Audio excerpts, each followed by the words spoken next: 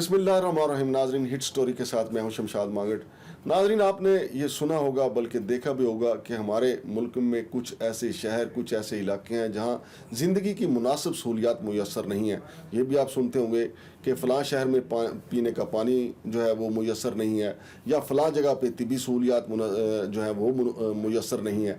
लेकिन आज हम आपको एक ऐसे ज़िले की दास्तान बताएंगे जहाँ जुमा ही नहीं होता है, और ये ज़िला है बलोचिस्तान में। हमारे दोस्त, हमारे भाई जनाब मलिक फ़िदाउर रहमान, जो तमगा इम्तियाज़ भी हैं, कई किताबों के मुसन्नफ़ भी हैं और एक अदबी तंजीम के सरबराह भी हैं। लेकिन असल इनका ख़ासा ये है कि ये पूरे मुल्क में घूमते हैं, हर ज़िले के मसाइल को समझते हैं और वहाँ पर होने वाली जो जुल्म ज़्यादती है उसको भी अपनी तहरीरों के ज़रिए उजागर करते हैं। मलिक साहब, बताइएगा कि बलोचिस्तान में ये तो हमने सुना कि वहाँ के हुकूक के, वहाँ पे लोगों के हुकूक की पामाली बड़े पैमाने पे होती है, लेकिन ये क्या आपने बताया कि ये इस्लामी मुल्क है, इस्लाम के नाम पे ये मुल्क बना है। ला इलाहा इल्लल्लाह का मतलब क्या, ये भी हम पाकिस्तान का मतलब क्या, ला इलाहा इल्लल्लाह ये हम बचपन से सुनते आ रहे हैं। लेकिन एक ऐसा ज़िला होना हमारे ही मुल्क में जहाँ जुमा ही नहीं होता, ये तो अजीबो गरीब बात है। मैं बिल्कुल, आपने ठीक सवाल किया, और इसमें मैं जुम्मा से पहले थोड़ा सा उस ज़िला की फजीलत के मुतालिक भी बता दूं कि एक आम चीज़ पे कहा जाता है कि जी सिंध बाबुल इस्लाम है, और मोहम्मद बिन कासम यहाँ तशरीफ़ लाए एक लड़की के ख़त पे और ये हुआ और इस्लाम फैला। मेरी तहकीक के मुताबिक सिंध बाबुल इस्लाम नहीं है बल्कि बलूचिस्तान बाबुल इस्लाम है। यही ज़िला है जिसमें अब जुम्मा नहीं होता। यहाँ के एक कैस नाम के ईसाई थे जो यहाँ से पैदल गए हजूर पाक सल्लल्लाहु अलैहि वसल्लम की ज़िंदगी में, और इन्होंने जाकर उनके हाथ पे बैत की। इनके साथ काफ़िला था, वो वापस तशरीफ़ लाए और फिर उन्होंने तबलीग शुरू की, और उनका नाम हजूर पाक सल्लल्लाहु अलैहि वसल्लम ने ख़ुद तजवीज़ किया, कैस अब्दुर रशीद। अब कैस उनका पुराना नाम था और अब्दुर रशीद के नाम से वो मशहूर हुए, और उनका जो मज़ार है वो बिल्कुल इस साथ वाले ज़िला के साथ है। मैं शायद अब नाम भूल रहा हूँ, अभी ज़हन में आ जाएगा। कोई बात नहीं। हाँ, तो उसमें है और पहाड़ी पे है। और कोई सलमान की जो वो है, हज़रत सलमान अलैहिस्सलाम का जो तख्त है वो भी इसी पहाड़ी के, इसी ज़िला के पहाड़ी पे उतरा। अब उसके बाद हजूर पाक के दौर के बाद भी मैंने ख़ुद कब्रें देखी जिन पे वो लिखा हुआ था कि वो हज़रत अबू बकर सदीक़ के दौर में आए, वो हज़रत उमर फ़ारूक की, जो ये पंजगूर जिस शहर को कहते हैं, यहाँ सहाबा कराम आए। सहाबा कराम आए। अच्छा। और ये पंजगूर जिसको कहते हैं वो बेसिकली 5 कब्रें हैं, 5 गोर, और ये हज़रत उमर फ़ारूक के दौर के वहाँ दफन है एक ही जगह पे। और ये सहाबा भी तशरीफ़ लाए, फिर हज़रत उस्मान गनी के दौर में भी आए, हज़रत अली के दौर में भी आए। तो ये मोहम्मद बिन कासम हज़रत अली की शहादत के 65 साल बाद पैदा हुए हैं। तो इसका मतलब है कि ये बहुत लेट जवान, 17 साल की उम्र में पहले इन्होंने हमला किया, 65 प्लस 17 कर लें। तो ये इस्लाम सिंध में बाद में आया, बलूचिस्तान में पहले आया। अब हम आते हैं असल चीज़ की तरफ कि ऐसी जगह पे जुमा क्यों नहीं हो रहा। ये शीरानी नया ज़िला बना था, और यहाँ मैं बताना चाह रहा था, कैस अब्दुर रशीद का योब में है जी, वो उनका मज़ार जोब में। हाँ जी, सही। और उनके साथ ये शीरानी उसी का एक हिस्सा निकला। और शीरानी में मौलाना मोहम्मद ख़ान शीरानी साहब ने ये फतवा दिया था कि इस ज़िला की पूरी हदूद में जुम्मा की नमाज नहीं हो सकती। तो मैंने सोचा कि मैंने चूँकि इसको मीडिया पे बयान करना है तो मैं कोई सही तहकीक करूं। तो मैं ख़ुद ज़ोब आया और वहाँ 3 डिप्टी कमिश्नर इकट्ठे हुए, खाना हमने इकट्ठा खाया, और उसमें ये मूसा खेल के थे डिप्टी कमिश्नर, ज़ोब के थे, और शीरानी थे, काकड़ साहब नाम है, मैं भूल रहा, ये दोनों काकड़ थे। और ये इन्होंने कंफर्म किया कि वहाँ नहीं होता। तो मैंने वहाँ से मौलाना साहब को फ़ोन किया, मौलाना फजलुर रहमान साहब को। मैंने कहा जी आपकी पार्टी के हैं, तो आप देखें कि इतने बड़े ज़िले में जुम्मा की नमाज नहीं हो रही, तो कम से कम आप ये तो करवाएं। तो वो हंस के कहने लगे कि ये बड़े सख्त किस्म के आदमी हैं, तो हमसे तो नहीं मानते, तो आप ख़ुद मिल लें। मतलब उन्होंने शीरानी साहब को, हाँ, मज़ाहिया एक उन्होंने कहा कि जी हमसे तो वो नहीं मानेंगे। वो इत्तफाक से जब मैंने जहाज़ पे वापस आना था इस्लामाबाद, तो एयरपोर्ट पे शीरानी साहब मुझे VIP लाउंज में मिल गए। हम बैठ के تو میں نے کہا شیرانی صاحب یہ اتنا بڑا ظلم کہ جمعہ چلے آپ کے پاس تو گاڑی ہے, لوگوں کے پاس تو مطلب کوئی ٹرانسپورٹ کا بندوبست نہیں, جمعہ نہیں. وہ کہتے ہیں وہ میرا ذمہ داری نہیں ہے. بہرحال اس علاقے میں جمعہ نہیں ہو سکتا, آپ کو ان مسائل کا نہیں پتہ. اب چونکہ میں عام آدمی تھا, عالم نہیں تھا, تو میں نے پھر جنگ اخبار میں کالم لکھا اور اس کا عنوان تھا علماء اسلام سے اہم سوال, جس کا جواب مجھے آج تک نہیں ملا. اور وہ سارا میں نے تفصیل لکھی کہ اس ضلع میں جمعہ کی نماز کیوں نہیں ہو رہی.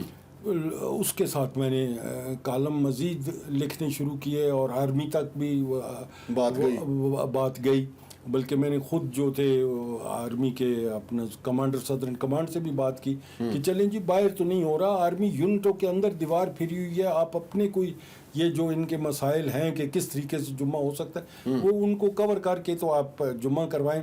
تو اب 2-3 سال سے وہاں فوجی ایک یونٹ کے اندر جمعہ ہوتا ہے, لیکن اس سے پہلے پورے ضلع میں کوئی جمعہ کی نماز نہیں تھی. یعنی فوجی یونٹ کے سامنے شیرانی صاحب نے مزاحمت نہیں کی؟ نہیں, وہ پھر ان کے اپنا اندر تھا یا انہوں نے وہ ان کے, لیکن اتنے بڑے خود مولانا شیرانی صاحب جو ہیں وہ خود بڑے عالم ہیں. پھر مولانا فضل الرحمان صاحب کے بارے میں کہا جاتا ہے, دیکھیں نا جن کی وہ مولانا مفتی محمود صاحب کے بیٹے ہیں, تو ان کی بڑی خدمات ہیں اسلام کے حوالے سے. اور ان کے جو استاد ہیں مولانا مفتی ظرف علی خان صاحب, وہ بہت بڑے عالم گزرے ہیں. ابھی 2020 میں میرا خیال ان کا انتقال ہوا ہے. تو کتنے افسوس کی بات ہے کہ انہوں نے تبلیغ کے لیے اتنا کام کیا اور مولانا شیرانی صاحب ایک ضلع میں جمعہ ہی نہیں ہونے دے رہے. تو یہ بات پچتی نہیں ہے دل کو. دیکھیے جی, اگر وہ پھر بات کھل کے سامنے آ گئی نا مولانا فضل الرحمان صاحب والی کہ وہ ماننے والے نہیں ہیں جی, وہ کچھ عرصے کے بعد وہی ہوا کہ انہوں نے مولانا صاحب کو چھوڑ دیا اور اپنی الگ جماعت اور اپنی الگ تنظیم شیرانی صاحب نے. تو وہ میں سمجھ گیا کہ مولانا فضل الرحمان صاحب نے جو بات کی تھی وہ حقیقت تھی. وہ دیکھیں سر جی, یہ ہمارے جو اکابرین ہیں مسجد بناتے ہیں, مزار بناتے ہیں, خانقاہ بناتے ہیں, چلیں اس کی پہلی تو ہم مثبت سوچتے ہیں کہ ان کی نیت یہ ہوتی ہے کہ یہاں سے لوگوں کو فیض ملے گا. چلو جو جن کو فیض ملے گا سو ملے گا, لیکن ان کو بھی اچھا خاصا چندہ تو ملتا ہے. مجھے یہ سمجھ نہیں آتی کہ جمعہ ہونے سے شیرانی صاحب کو فائدہ کیا ہے. اس میں ان کے کچھ تحفظات تھے کہ جی وہ اس ضلع میں ایک بڑا مزار ہونا چاہیے, وہ دکانیں جو انہوں نے کہیں کہ یہ دکانیں نہیں ہیں, نائی کی نہیں ہیں, موچی کی نہیں ہیں, فلان نہیں ہے. تو میں نے کہا جی وہ تو میں نے دیکھی ہیں. انہوں نے کہا نہیں وہ الگ الگ ہیں, یہ بازار کی صورت میں نہیں ہے کہ وہ جڑی ہوئی ہوں اور ایک وہ نظر. بہرحال اور اس میں اور بھی کچھ چیزیں انہوں نے بتائیں جو ایک عالم دین اس کی بہتر تشریح کر سکتا ہے. اور میں اب بھی کہتا ہوں کہ ممکن ہے وہ ٹھیک ہوں, کیونکہ جو چیزیں وہ سمجھتے ہیں میں نہیں سمجھتا. میں نے یہ مسئلہ عوام کے سامنے رکھنا تھا کہ اس کا کیا حل ہے اور کیا مولانا صاحب جو فرماتے ہیں وہ ٹھیک ہے یا اسلام میں اس کی کوئی اور گنجائش ہے. کیونکہ ایک بہت بڑے ضلع کو کہ عوام کو جمعہ کی نماز سے محروم رکھنا شاید ٹھیک نہیں ہے. اگر جو بھی ان کے کوئی گلے شکوے ہیں یا ان کے کوئی ڈیمانڈ ہے اس کو پورا کر کے تو وہاں جمعہ جو ہے 3-4 جگہوں پہ کم از کم ہونا چاہیے, تحصیل ہیڈ کوارٹر سب میں ہونا چاہیے کہ لوگ. بہت شکریہ ملک صاحب. ناظرین آپ نے یہ بات سنی, ملک صاحب بتا رہے ہیں. دیکھیں بر صغیر میں اولیاء کرام کی وجہ سے اسلام پھیلا, بزرگان دین نے یہاں پہ بڑی محنت کیا, اور آج جناب ملک صاحب نے ہمارے علم میں اضافہ کیا ہے کہ صحابہ کرام بلوچستان میں آئے اور پنج گور جو ہے وہ 5 قبروں کی وجہ سے مشہور ہے. تو ایک طرف تو ہمارے ماضی میں اتنی محنت ہوئی کہ پورے برصغیر میں اسلام کس طریقے سے پھیلا, اور آپ کو میں یہاں پہ یہ بھی آج بتانا چاہوں گا کہ ابن بطوطہ نے اپنے سفر نامے میں لکھا ہے کہ وہ جب ہندوستان میں سفر پہ آئے تھے تو انہوں نے ایک ایسا جزیرہ ہندوستان میں دیکھا تھا جہاں پہ کوئی غیر مسلم تھا ہی نہیں.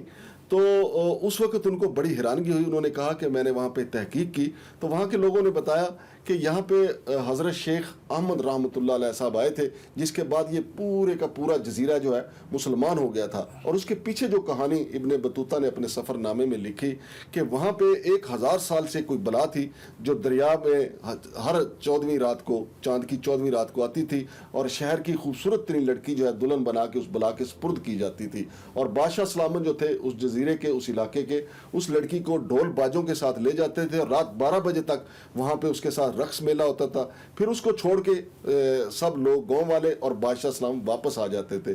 لیکن شیخ احمد رحمۃ اللہ علیہ صاحب جب وہاں پہ گئے تو انہوں نے اس 14ویں رات کو اس لڑکی کے گھر والوں کے ساتھ یہ ڈیل کی کہ اس لڑکی کی جگہ مجھے بٹھا دیا جائے. تو وہ اس لڑکی کی جگہ خود بیٹھ کے وہ سارے زیور پہنے اور لڑکی کا وہ روسی لباس بھی پہنا.